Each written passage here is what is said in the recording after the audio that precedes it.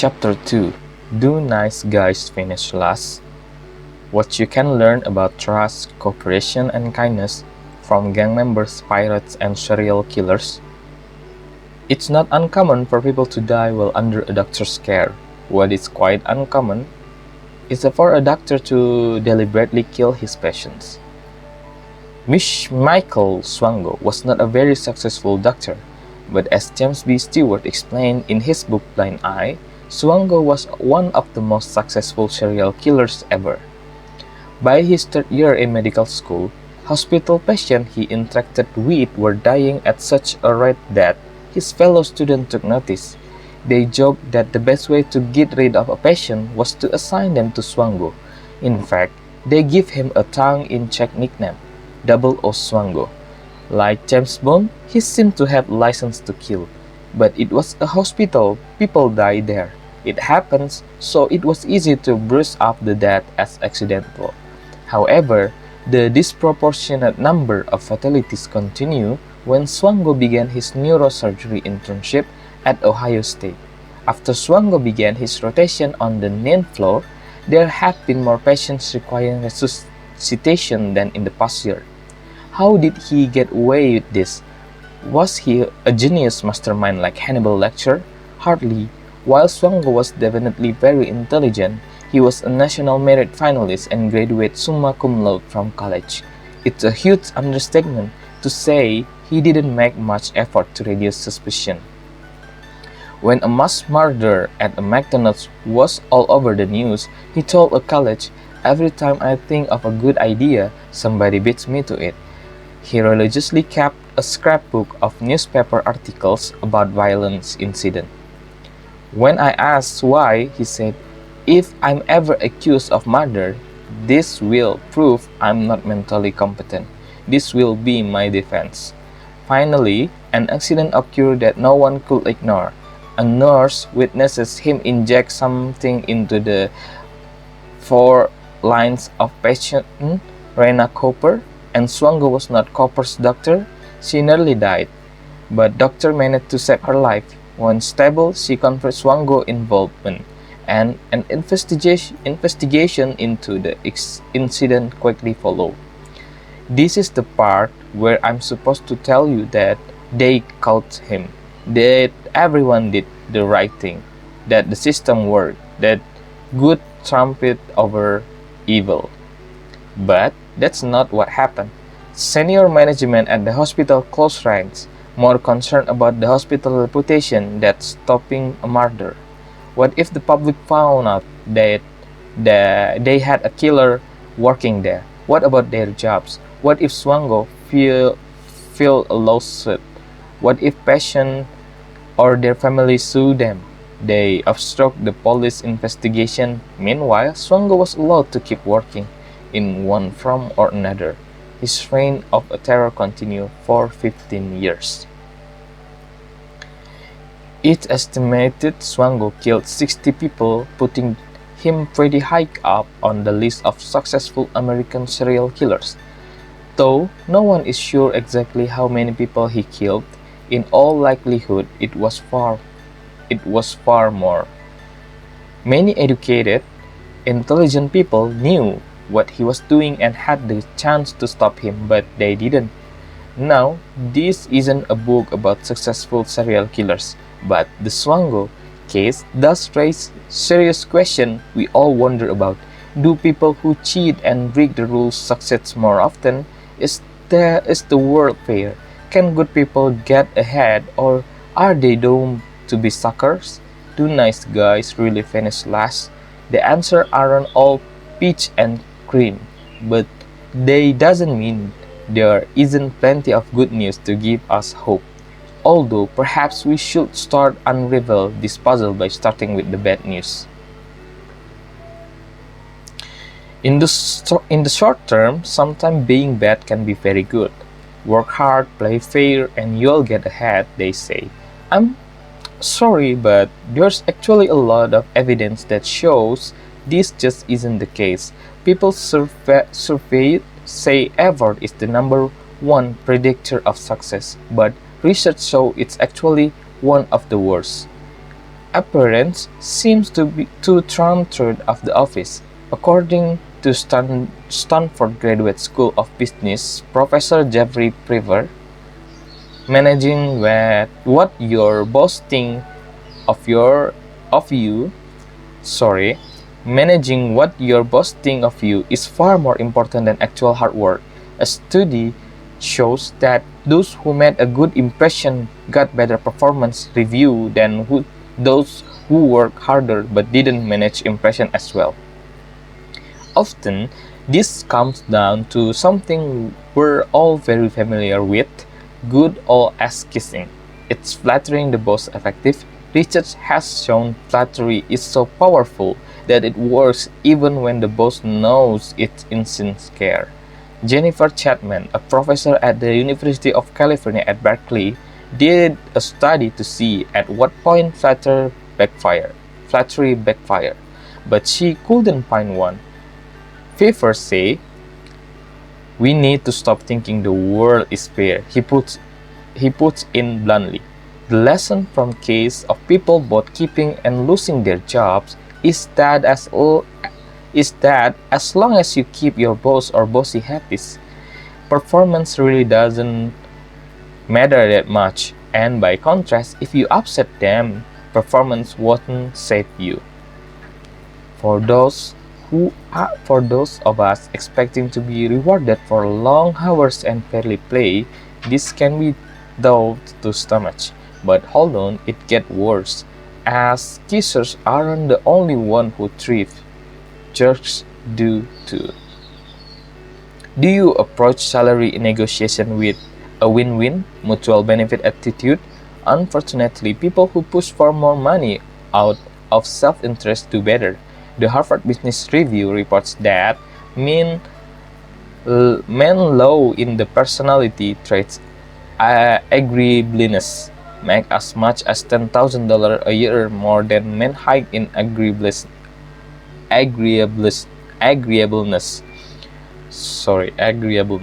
Rude people also have better credit score. As sad as it sounds, it seems we're all inclined to mistake kindness for weakness. 80% of our evolution of other people come down to two characteristics: warmth and competence. And a study from Teresa Amibel at Harvard called Brilliant but Cruel shows we assume the two are inversely related. If someone is too nice, we figure they must be less competent. In fact, being a jerk makes others see you as more powerful. Those who break rules are seen as having more powers than those who obey. It's not just an issue of perception. Sometimes jerks are actually better at their jobs than the nice guys. Research shows some negative traits can be actually make you more likely to become a leader. The managers who move up the ladders quickest and were best at their jobs weren't the people who tried to them and were best at their job weren't the people who tried to be team players or who focused on accomplishing tasks. They were the ones most focused and gaining powers. To add insult to injury, it's not just that jerks do well. Being the downtrodden nice guy can kill you. Being powerless at the office, having little control or discretion over your work, is a bigger risk factor for coronary artery disease than obesity or high blood pressure. Feel underpaid? That increases risk for a heart attack too. Meanwhile, as kissing results in a reduction of workplace stress, improving happiness as well as physical health. Are you a nice guy or gal who is having trouble processing all this bad news? Maybe that's because not having a high status position at the office contributes to a reduction in executive function. One that in English, feeling powerless actually makes you dumber. We're taught that good conquers all, just like at the end of the Disney film. But sadly, in many scenarios, researchers have studied that not the case. A study bluntly titled "Bad is Stronger Than Good" shows that in a shocking number of areas, bad things are more impactful and longer lasting than good things. Bad emotions, bad parents, and bad feedback have more impact than good ones, and bad information is proceed more truly than good. Hardly any exceptions in indicating greater power of good can be found. Taken together, these findings suggest that bad is stronger than good as a general principle across a broad range of psychological phenomena, and I can't help but mention that an informal study showed that ethics books are 25% more likely to be stolen than the average library book. I'm going to stop now because my publisher won't let this book be packaged with antidepressants. Why do jerks succeed? Sure, some of its duplicity and evil, but there is something we can learn from them in a good conscience. They're assertive about what they want, and they're not afraid to let others know about what they achieve. Does it sound like I'm encouraging you to be a jerk? Hold your horse.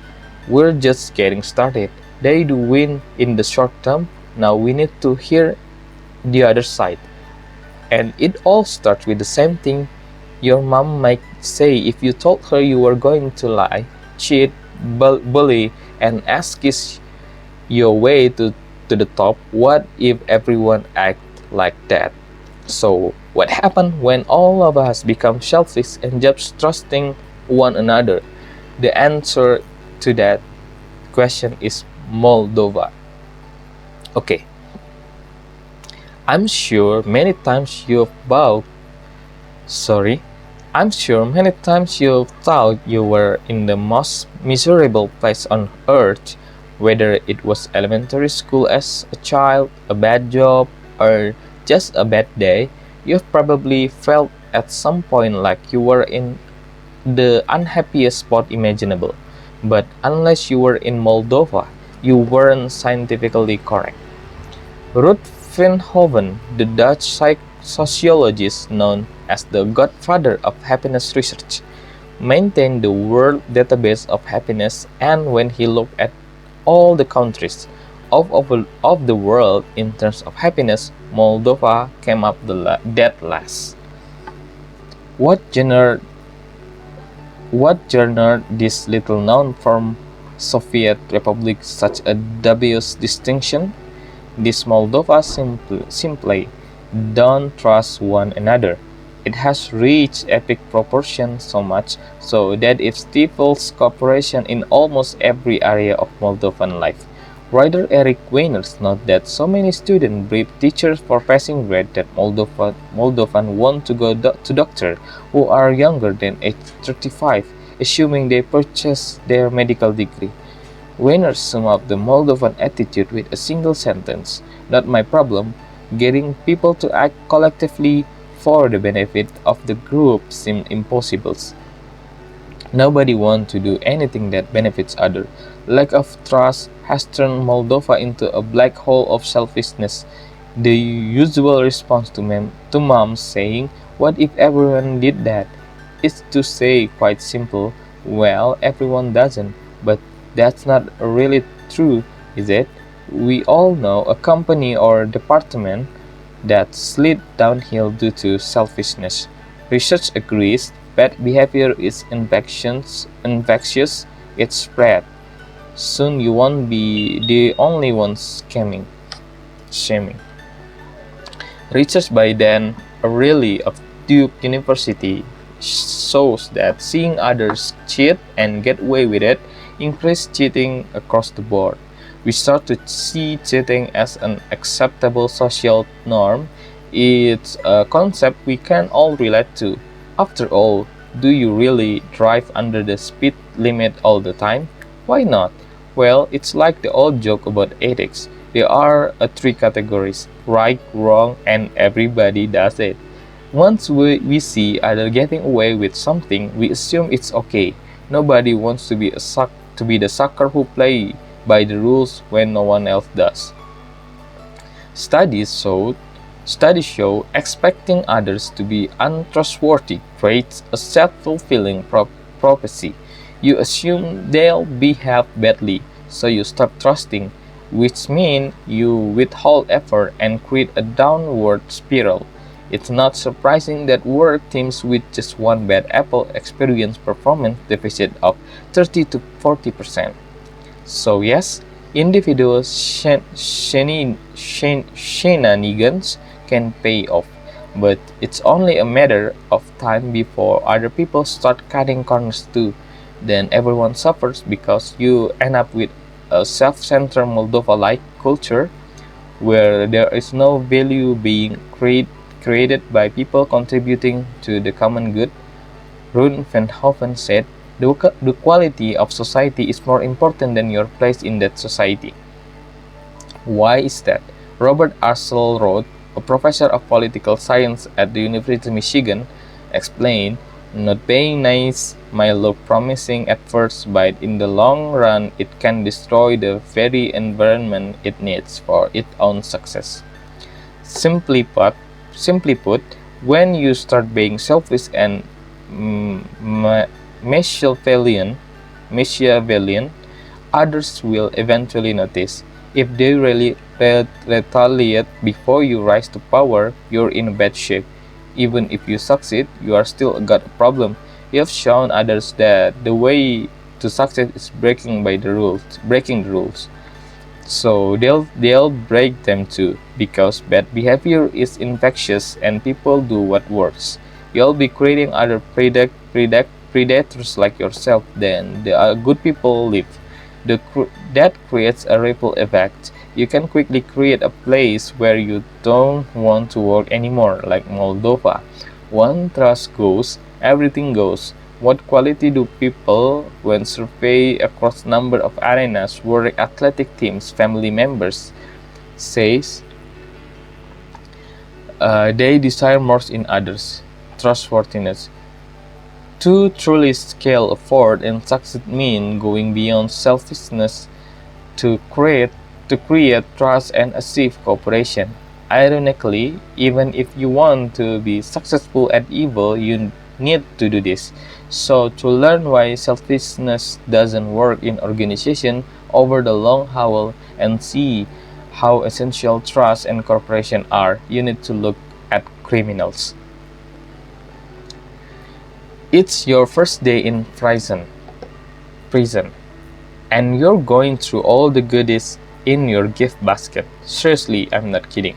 As David Scarberg of King College London explained, prison gangs often act as welcoming committees to new inmates who are member of their gang. And it's not unheard of for inmates from the same neighborhood to provide gifts to help new entrants get settled. What could be nicer than that? I'm not sure whether the gifts are up to Martha Stewart standard, but I can't think of a place where a gift basket would be more welcome.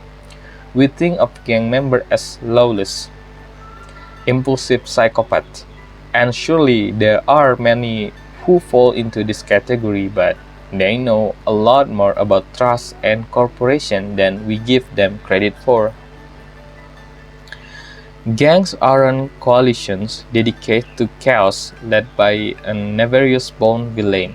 In fact, the data show that street gangs don't create crime. It's the exact opposite. Crimes create street gangs. Similarly, the majority of successful prison gangs on record were created not as a way to further evil, but as a way to provide protection to their members while incarcerated. A study of members of the Aryan Brotherhood prison gang shows that far from being the worst of the worst gang members, criminal records or number of violence encountered in prison are nearly indistinguishable from those of non-gang members. In many ways, criminals are more aware of the value of trust and cooperation than you and I, because within the world they live, trust cannot be taken for granted.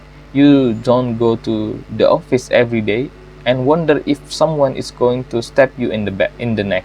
So the stakes of trustworthiness are much higher for criminals, and they can call the cops when someone steals their heroin. Some people may shake their head at this, thinking that, well, there is a definitely shortage of trust in criminal community.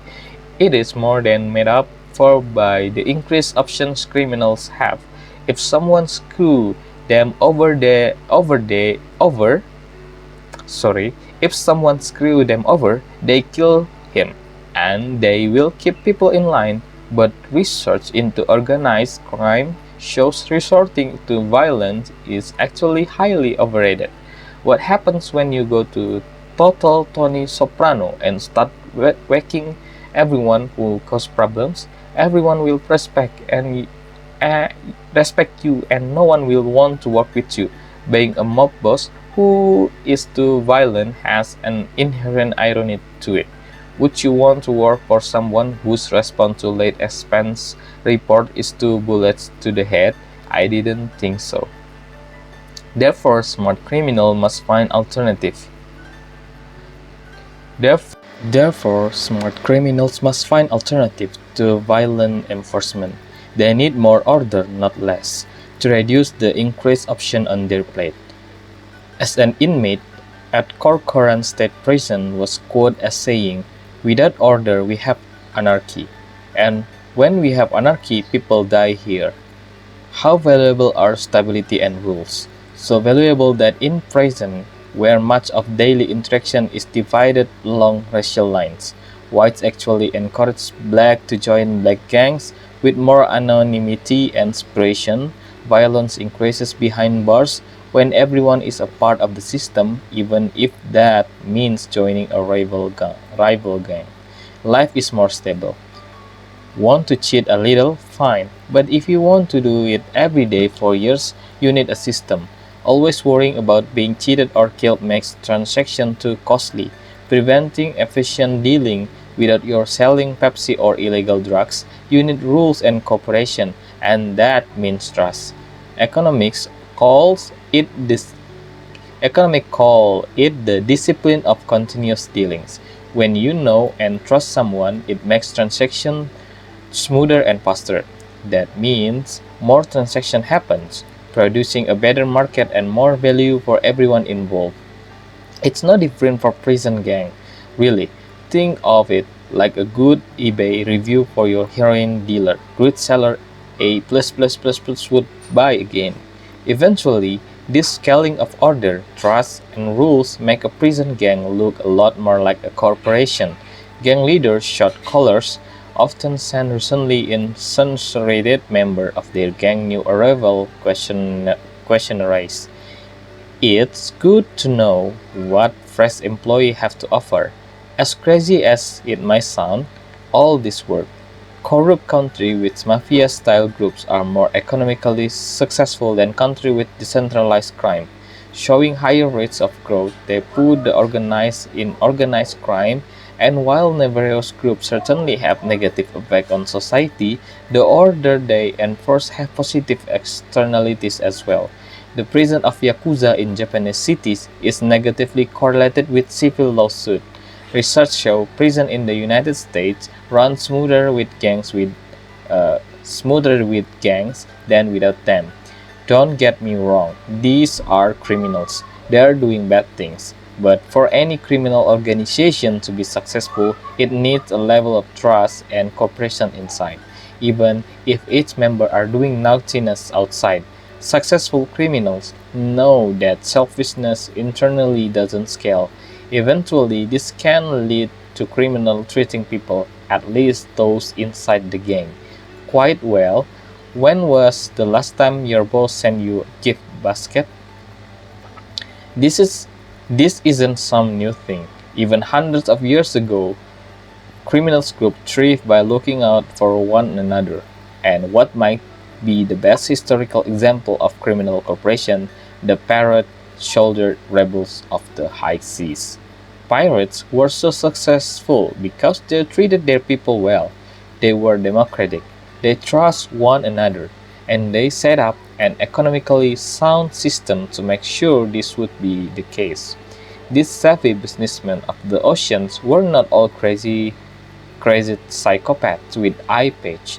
In fact, according to Blackbird expert Angus Constam, that famed pirates, over the course of his career, killed exactly 0 people, and there's no case on record of anyone walking the plank. No, not the one. So why do we have this impression of them as bloodthirsty savage? It's called marketing. It's much easier, cheaper, and safer to have people surrender quickly because they are terrified of you than it is to fight every battle. So pirates were sharp enough to cultivate a brand image of barbarity.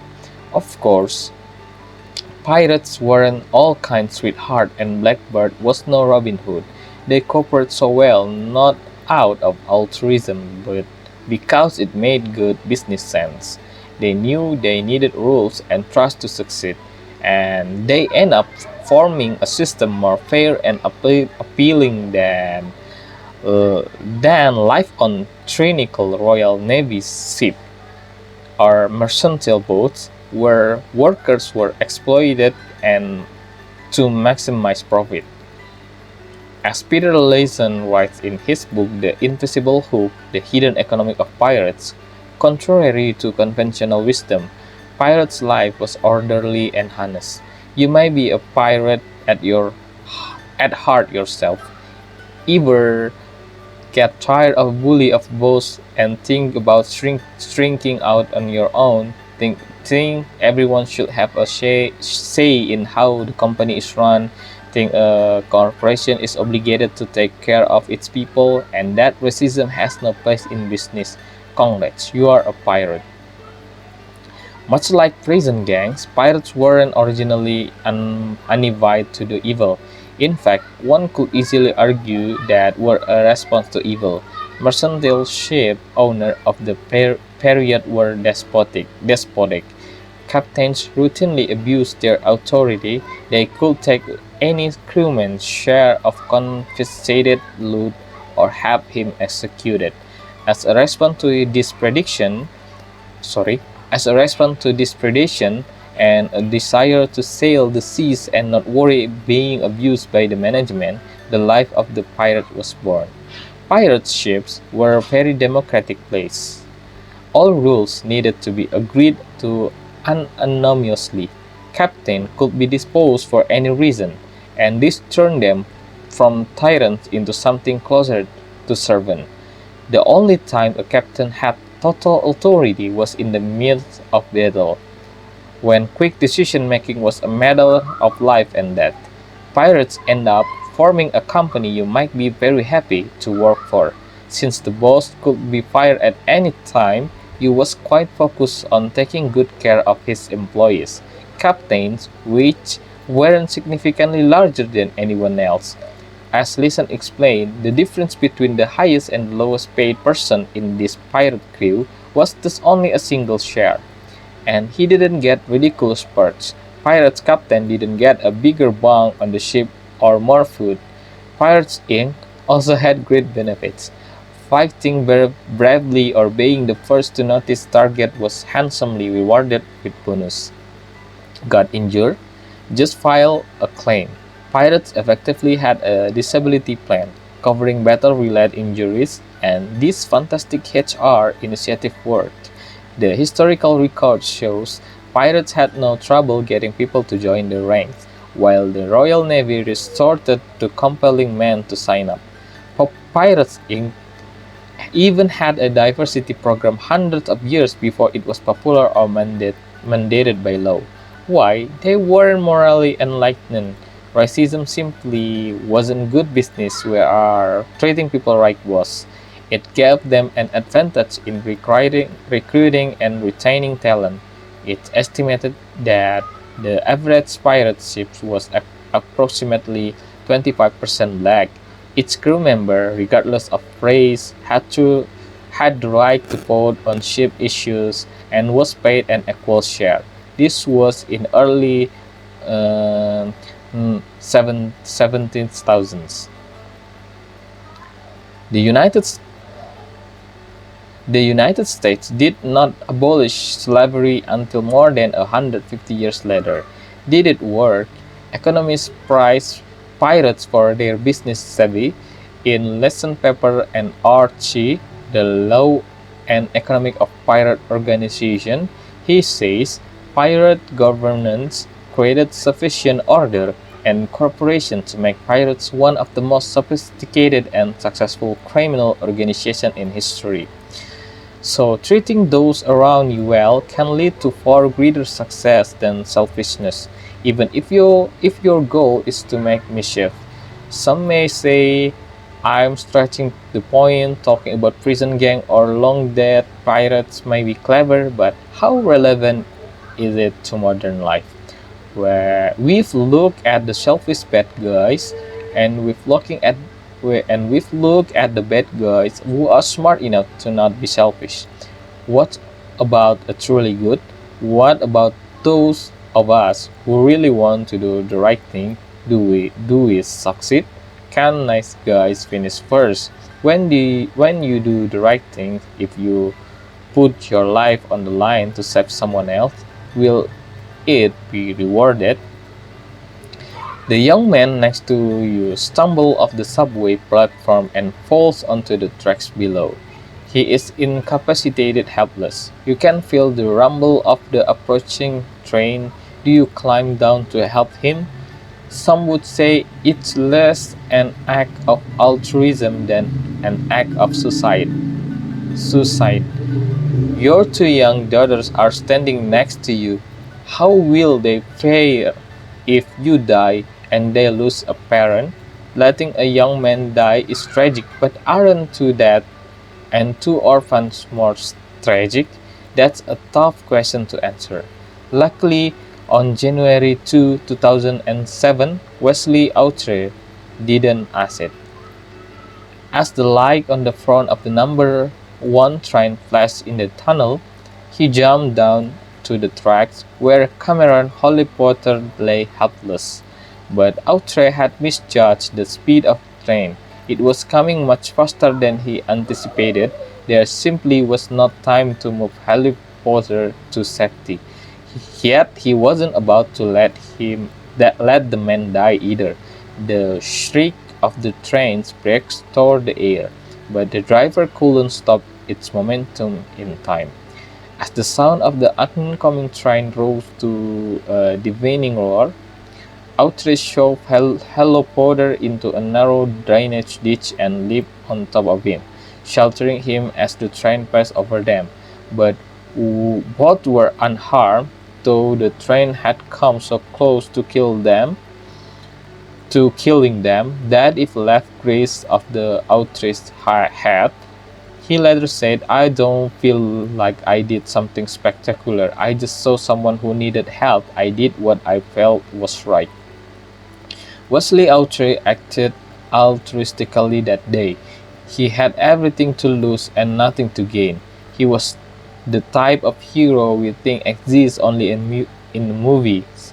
So did the nice guy finish last? No, Outre received the bronze medallion, the highest award that New York City gives to civilians. Previous winners include General Douglas MacArthur, Muhammad Ali, and Martin Luther King Jr. His daughters received scholarships and computers. He got backstage pass to Beyoncé and a new Jeep. He was on the Ellen DeGeneres show and received season ticket to the New Jersey Nets. On January 23, Outre and his daughters were at the State of the Union address as guests of President George W. Bush, who praised Outre's selfless action of national television. It's an amazing story, and that's exactly what cynics might say. We remember stories like this because they are so rare. When we step aside from both the spectacular stories and the cynical eye-rolling, what do the statistically actually tell us? Do nice guys finish last? Yes, but they also finish first. Confused? It actually makes perfect sense. Stay with me.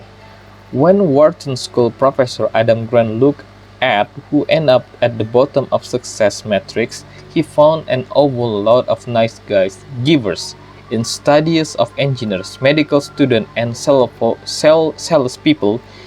Those who were the most giving to others consistently came up short. They missed more deadlines, get lower grades, and closer fewer sales.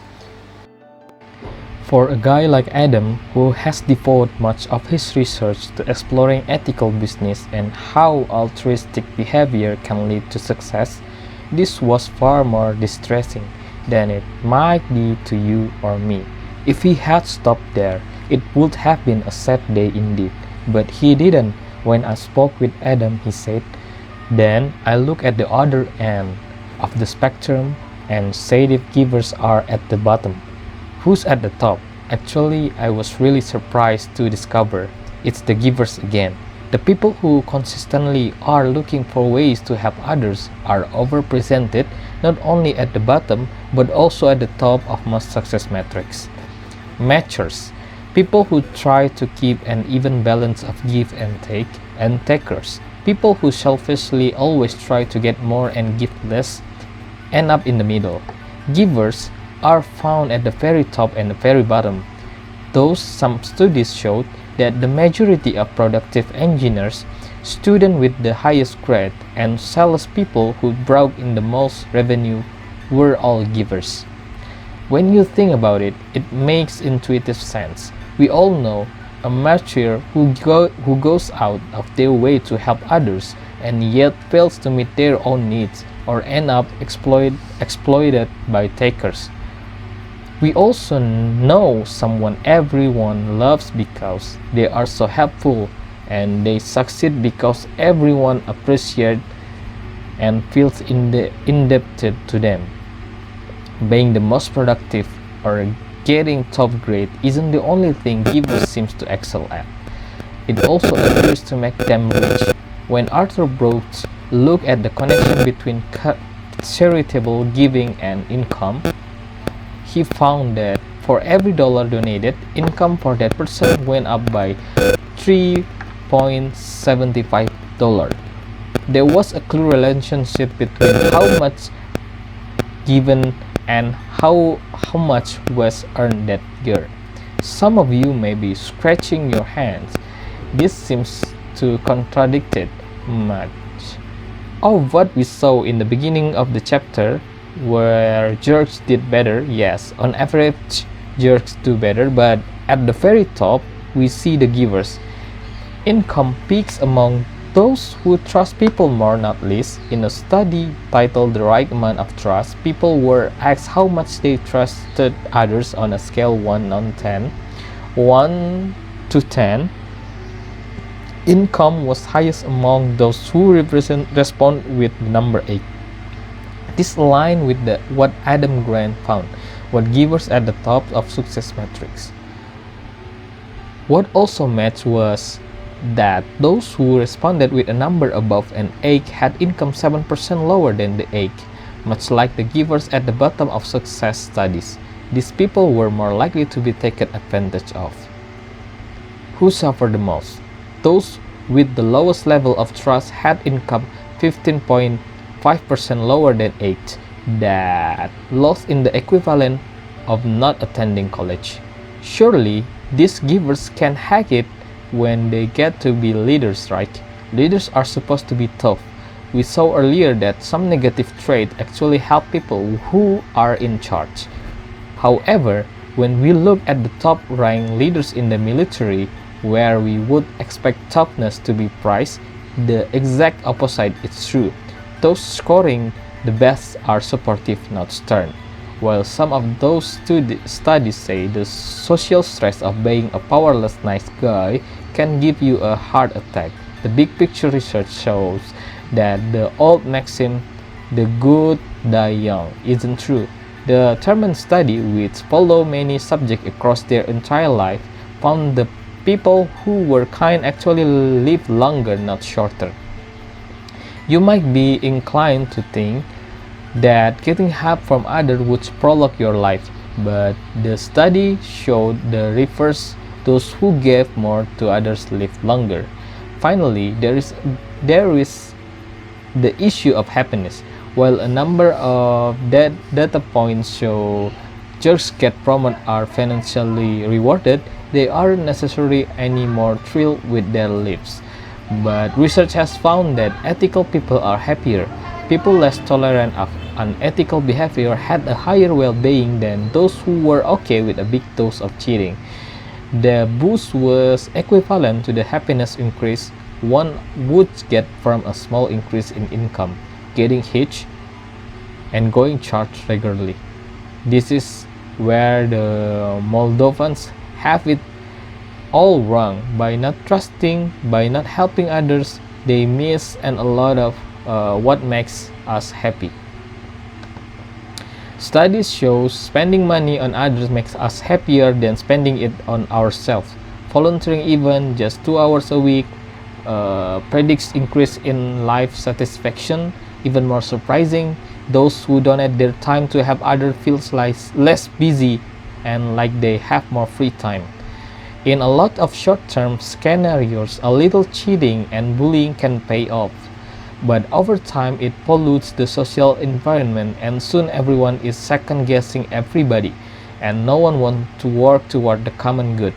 Being a taker has short-term benefits, but it's inherently limited. In the end, nobody wants to help you because they know what you are really like.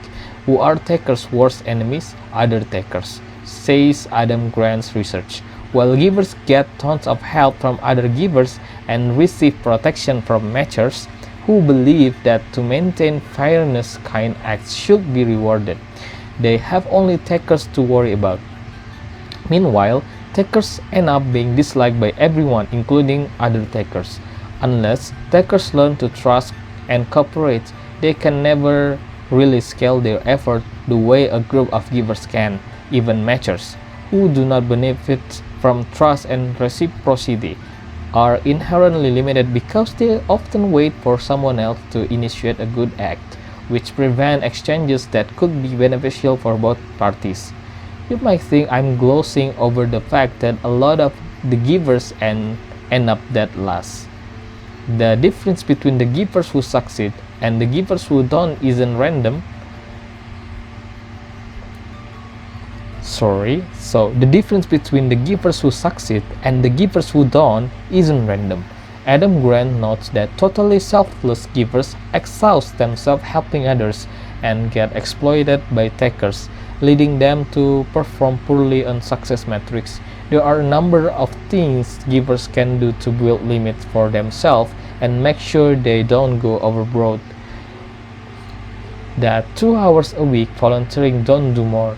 Research by Sonja Libomorsky shows that people are happier and less stressed when they chunk their effort to help others versus a relentless sprinkling. So by doing all their good deed 1 day a week, givers make sure assisting others doesn't hamper their own achievement.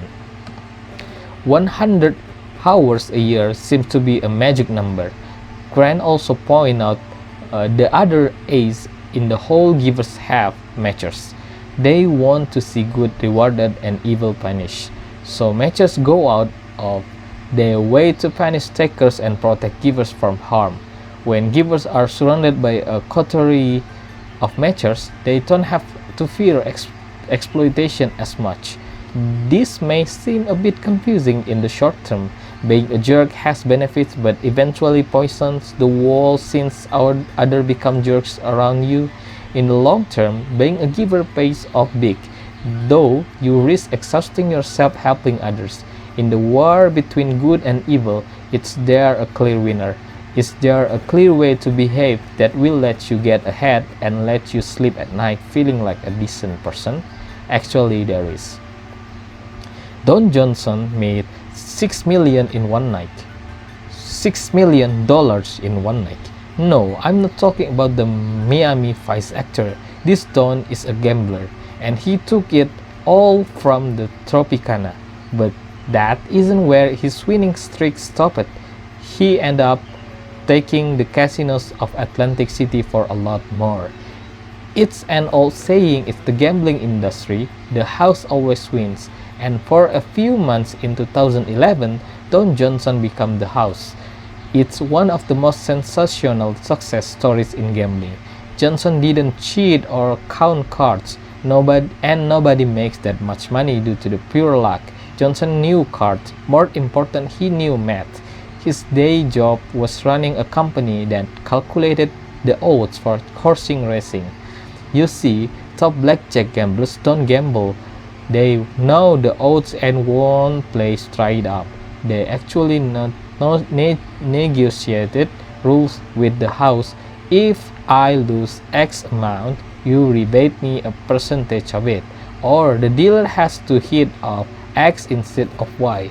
After the recession of 2008, casinos were in a bad shape. And since a disproportionate amount of casino revenues come from high rollers, they were offering this player rebate up to 20%. By the time Johnson was done negotiating, not only did the casino no longer have an odd advantage at the table, but Johnson had reduced his losses to only 80 cents on the dollar. As long as he didn't make any strategic mistake during play, he was ahead. He became the house. In cards, you can never be sure you'll win a particular hand, but once you odd favor you, the gods of math decree that the longer you stay, the better you do. With that, don't want to work. Playing almost a hand of blackjack per minute and betting 100,000 a hand. He began devastating the Tropicana. At the point he won 800,000 on a single hand. Cutting similar deals with other casinos, he won $5 million from the Borgata and $5 million from the Caesars. In 6 months, he took Atlantic City Casino for a cool $15 million. It wasn't magic or luck or cheating, and he didn't win every hand he played, but by shifting the odds in his favor playing right, he came out way ahead in the long run. Let's handle the issue of ethics, the way Don Johnson so marvelously approached the game of blackjack. Let's get the house edge in our favor. Don't worry, you won't have to do any heavy math. The system itself is something you have been familiar with since you were a child, and it works. At this point, cooperation is vital, but will you get cheated? Should you trust? If you don't, you risk becoming a Moldovan. If you do, you could end up a chump. How do you handle the dilemma of whether to trust? When scientists look at the issue of trust, they turn to a game called the prisoner dilemma. Here's how it works. Let's say you and your friends rob a bank, and you're not very good at robbing banks, so you get caught. The police arrest you both and put you in separate rooms to interrogate you. You have no way to communicate with your friends. The cops offer you a deal.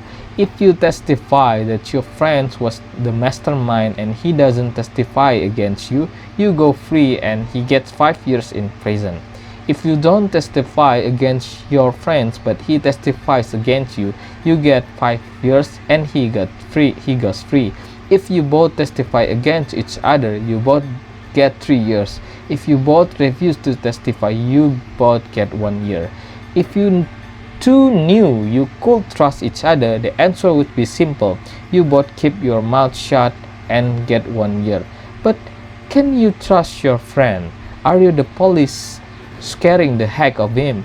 Will he testify while you stay silent?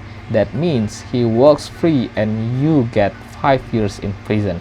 In a one-off game, testifying seems like a smart move. But what about when you play the game 20 times? That's more like life, right? Our fate rarely hangs on any one decision. This is where Robert Axelrod gets started. With the Cold War raging between the United States and the USSR, he wanted to explore what it takes to get people to trust and cooperate. What strategy is most effective?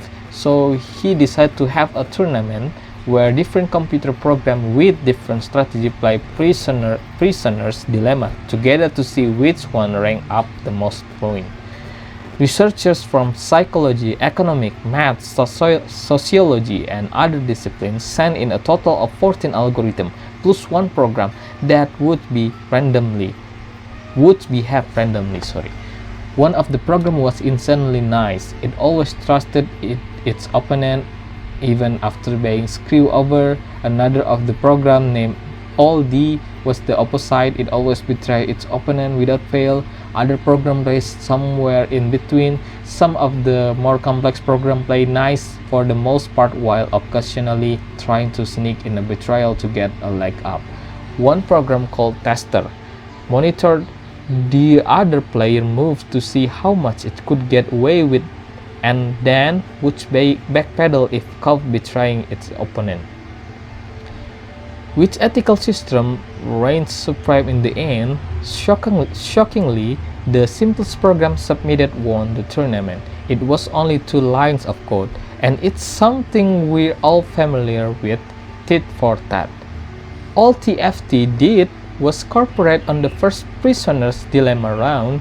Then, in a very subsequent round, it did whatever the opponent did previously, that is, if won the previous round the opponent corporate, it corporate on the next round. If the opponent betrayed it betrayed on the next round. This simple program decimated the competition. So Axelrod ran the tournament again. He reached out to even more experts and this time had 62 entries. Some algorithms were more complex and some were variants of on TFT. Who won? Simple tit for tat again. What a magic power did this humble little strategy have? Axelrod determined it came down to a few key things that made those 2 lines of code so special. He saw the same thing we noticed when looking at altruistic method like being a giver. Early on, the good guys get trounced. Much like in a study, bad is stronger than good. The bad guys quickly seize the high ground in the initial interaction. Even TFT, the eventual winners always got the short end of the stick early on because it corporate initially. But as time passed, the bad guys couldn't match the big gains of the corporators. When the TFT made a program that corporate won every move, the gains were enormous. Even program like Tester the backpedaler learned that playing along was more beneficial than the marginal gains earned from defecting. TFT had a number of things going for it. By initially corporating, it showed goodwill. With other nice programs, it quickly started corporating and increasing value. With punishing programs, they effectively become nice programs. With programs like Tester, TFT showed a willingness to punch them in the nose if they betray. It was no whim, so those programs got in line. TFT also displays something vital, forgiveness. By not being complex, by only remembering what the other player did most recently, TFT was able to bring out the best in almost any program that was not totally evil or utterly random. TFT was not just a corporator and punisher but also a teacher. It showed the other player how to play better. Axelrod says that one of the reasons the not nice program performed so poorly is because they could not forgive and got caught in the debt spirals. But Axelrod didn't stop there. He and other researchers explored how to build an even better program. TFT had won 2 big tournaments, but in order to defeat an apex predator, they need to add more evil to create a super program? Hardly. What they needed was more good, specifically more forgiveness. Axelrod and others saw that going from straight tit for tat to generous tit for tat made the program even more successful. Rather than always repeating the opponent's last move, it would occasionally forgive and cooperate after being betrayed. While this led to it losing a couple more points to evil program like Aldi, those points were more than made up for by the generous TFT's tremendous gain, pulling potentially nice program out of that spirals. The main reason for the success of TFT were that it was nice, it was forgiving, it was easy for the other player to deal with, and it would retaliate when necessary. I'm sure a number of parallels to things we've talked about are becoming obvious, but let's see how the principle from a simple game can lead up to big payoffs in life. Moldova is like Aldi. If the nice guys of Moldova could meet each other and work together before too long, they would get a foothold. But that never happens. If they signal niceness to try to find other nice guys, that would be like a baby chicks chirping in a nest. It encouraged mama bird to come feed them, but it also gives away their location to hungry cats. And the cats vastly outnumbers the mama birds in a poor, sad Moldova. Pirates, on the other hand, wouldn't tolerate all a democratic system with rules in place to assure winnings are shared nearly equally would kick that jerk off the boat. Even if Aldi was the boss, he wouldn't last long because captain would be subject to the same rules as everyone else, and rules would be agreed upon unanimously. It would be really hard for a total jerk to remain on board. What if we injected more Adam Grant style giver tendencies in there? Instead of robbing everyone who wasn't a pirate, what if they started cooperating minimally at first, convincing non-pirates to work with them? What if instead of single pirate ship or small group of ships, they created a far larger network? The Royal Navy might not have stood a chance. Inherent in the strategy of a bad guys in the tournament were two mistaken assumptions. The first was that later rounds would be like earlier rounds. Yet, many programs, including TFT, paid attention to prior moves and responded accordingly, eventually punishing bad behavior. This happens in real life. We get a reputation. The majority of our dealings are not anonymous. Most of us deal with the same people over and over again, betray them and they remember it. An early age achieved with a betrayal isn't worth much since it poisons what could have been a fruitful long-term relationship.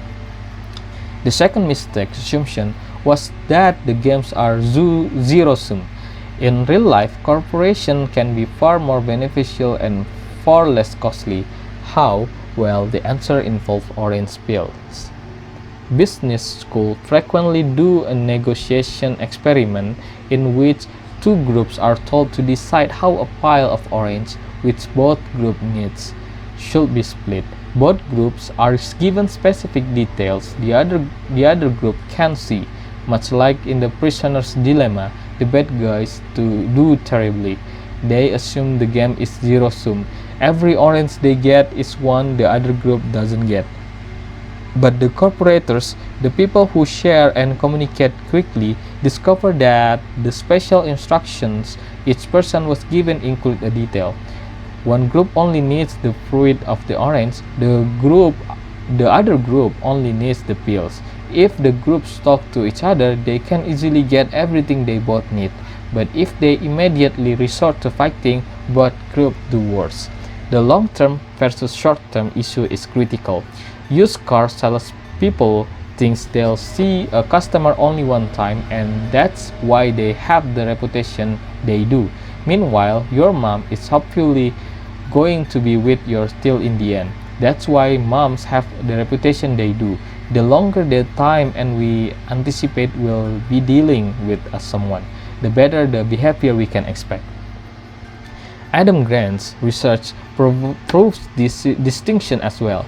Givers often take it one the chain in the short term, but over the long term, when they can meet other givers and gain the protection of matchers, their reputation becomes known and boom, they go from the bottom of success matrix of the top. But isn't TFT a lot like Adam Grant's matches? There's a two critical distinction. TFT start off with corporation. Matches don't necessarily corporate. Matches tend to wait until others do something nice before they respond in kind. This passive attitude drastically reduces the number of interactions they have.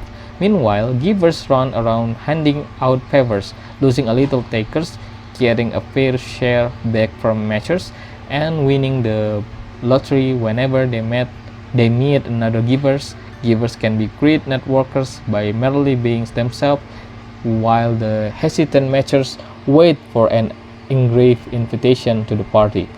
Axel wrote over 4 lessons we can learn from TFT's success. Don't be envious. Again, most of life isn't zero sum. Just because someone else wins, that doesn't mean you lose. Sometimes that person needs the fruit and you need the peel. And sometimes the strategy that makes you lose small on this round makes you win big on the next. Here's the crazy things. TFT never got a higher score than its counterpart did in any single game. It never won, but the gain it made in the aggregate were better than those achieved by winners, who edged out meager profit across many sessions.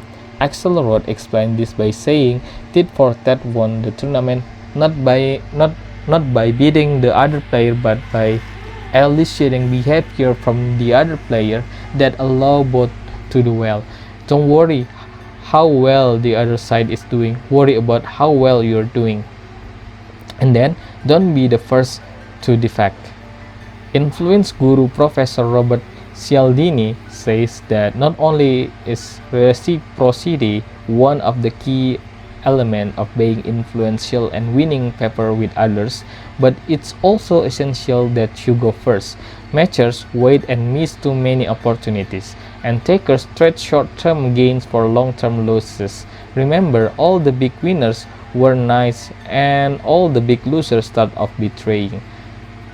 And then reciprocate both cooperation and defection. Never betray anyone initially. Why make someone question your motives? But if a person cheats you, don't be a martyr.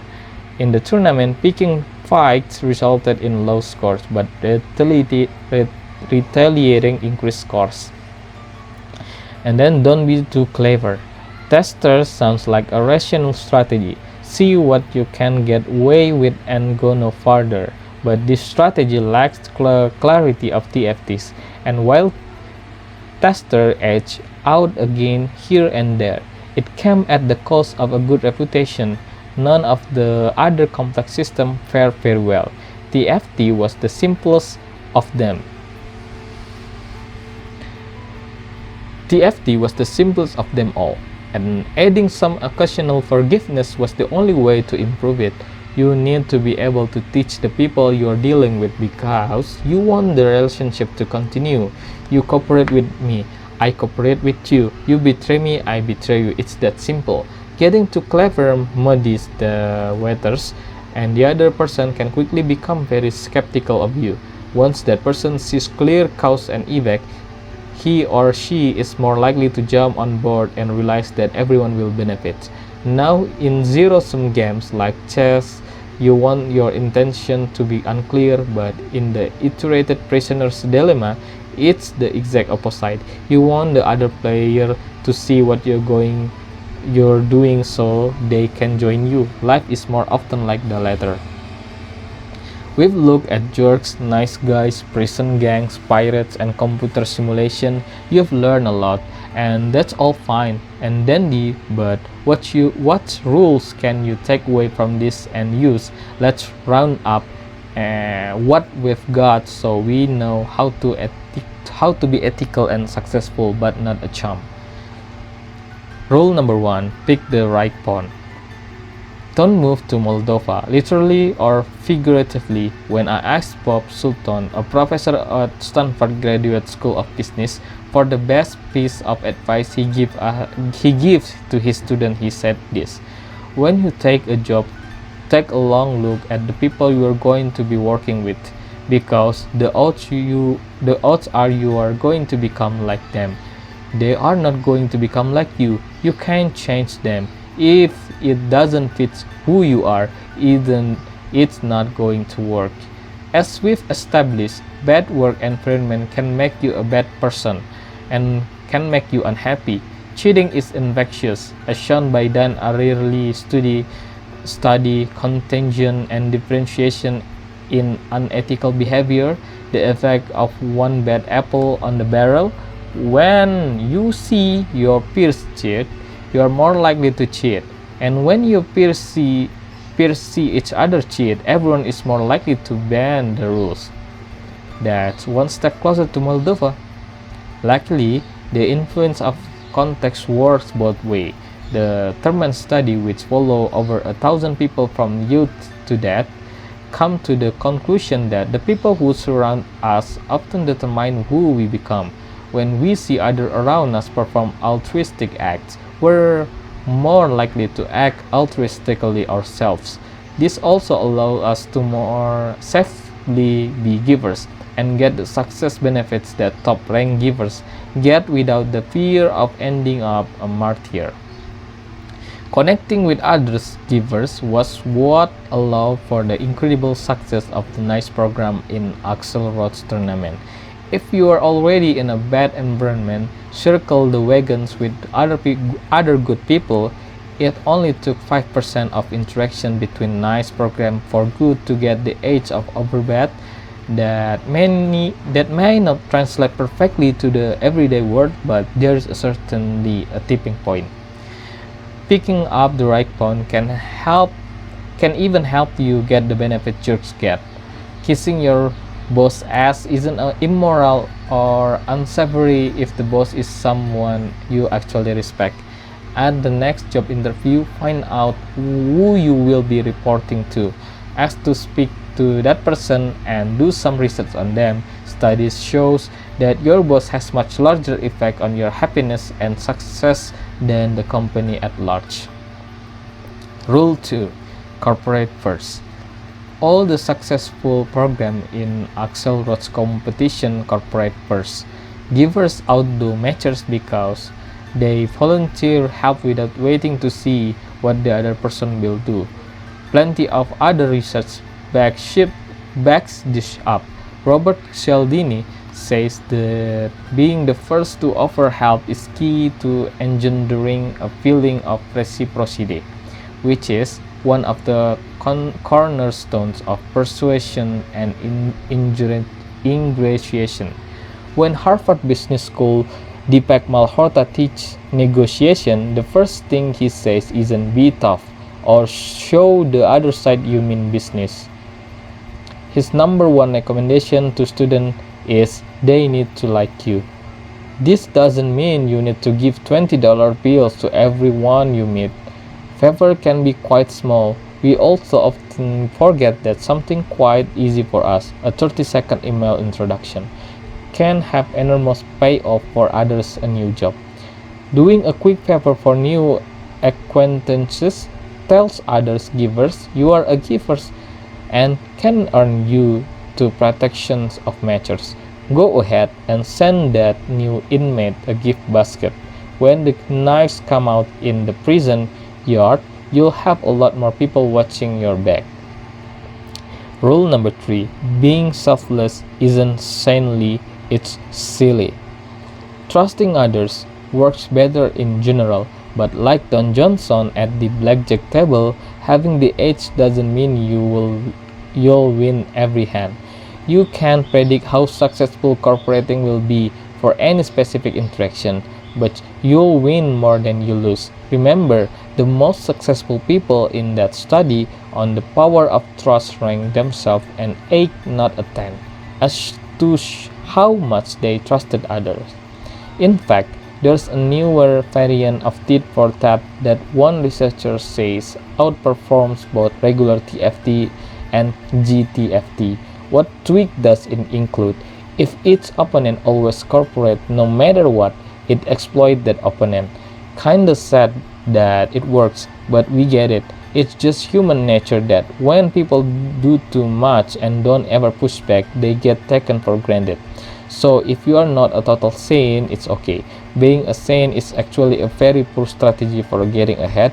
Don't you feel better now? Axel wrote so that retaliation was necessary for a program to be successful in the tournament, but what does that mean in the real world? It turns out that the best way to punish takers in the workplace is a good old-fashioned gossip. Warning others about takers will make you feel better and can help police bad behavior. Also, as Adam Grant acknowledged, giving too much can lead to burnout. A mere 2 hours a week of helping others is enough to get maximum benefit.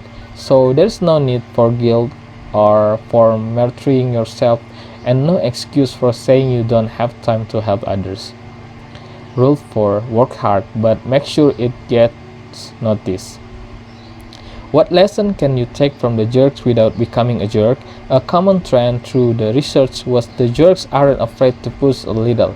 They self-promote, they negotiate it, they make themselves visible. This can be done without being a jerk. Maybe you won't gain everything the jerks get, but you can benefit from putting yourself out there and without losing your soul. You do need to be visible. Your boss does need to like you. This is not proof of a heartless world. It's just human nature. Hard work doesn't pay off if your boss doesn't know whom to reward for it. Would you expect a great product to sell with zero marketing? Probably not. So what's a good balance? Every Friday, send your boss an email summarizing your accomplishment for the week. Nothing fancy, but quickly relating the good work you're doing. You might think they know what you are up to, but they're busy. They have their own problems. They'll appreciate it and begin to associate you with the good things they are hearing from you, of course. And when it's time to negotiate for that rise or to refresh your resume, you can just review the emails for a reminder of why exactly you are such a good employee. Rule 5. Think long term and make others think long term. Remember, bad behavior is strong in the short term, but good behavior wins over in the long term. So to the best of your ability, make things longer terms, build more steps into the contract, and tease others with ways you can help them down the line. The more things seems like a one-off, the more incentive people have to pull one over on you. The more interaction or friends you have in common with other people, and the more likely you are to encounter them again, the more it makes sense for these people to treat you well. It's why medieval kings married their sons and daughters up to the children of the royals. Now we're family, we're going to have grandchildren in common, we're going to have play nice. Axelrod calls it enlarging the shadow of the future. David DeSanto, head of the social emotion group of Northern University, says, people are always trying to discern two things: whether a potential partner can be trusted and whether he or she is likely to be encountered again. Answer to those two questions, far beyond anything else, will determine what any of us will be motivated to do in the moment. Rule number 6. Forgive. Remember, the thing that made tit for tat even better, occasionally forgiving. It prevented that spiral. While Axelrod tournaments are in abstraction and may seem oversimplified compared to real life, the forgiveness lesson is more important in day-to-day behavior than in the game. Life is noisy and complex, and we don't have perfect information about others and their motives. Writing people off can be due just to a lack of clarity.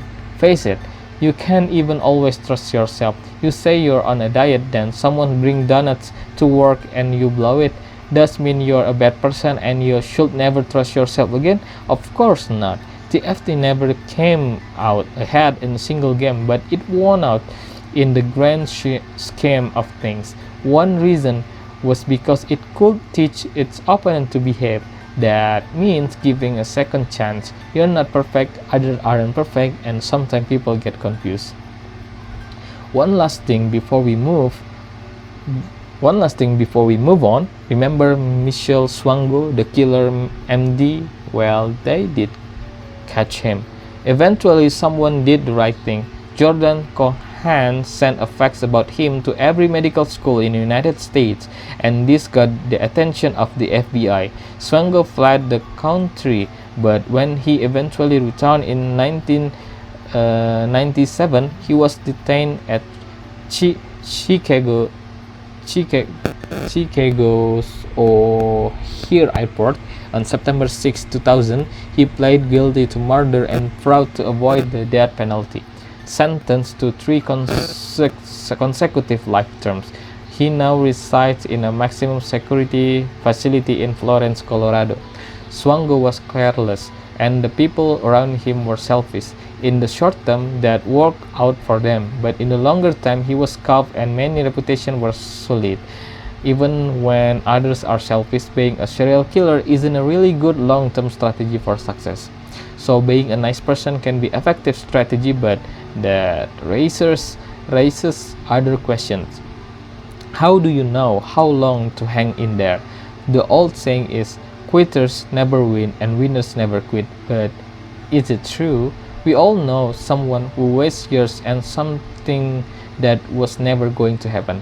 Did she really think that quitting her job and becoming a yoga instructor was going to work out? And we've all quit something too early and regretted not sticking it out through the tough spot. Why did I drop out of college? I'd be so much better off now. So, what makes more sense? Grit or quit?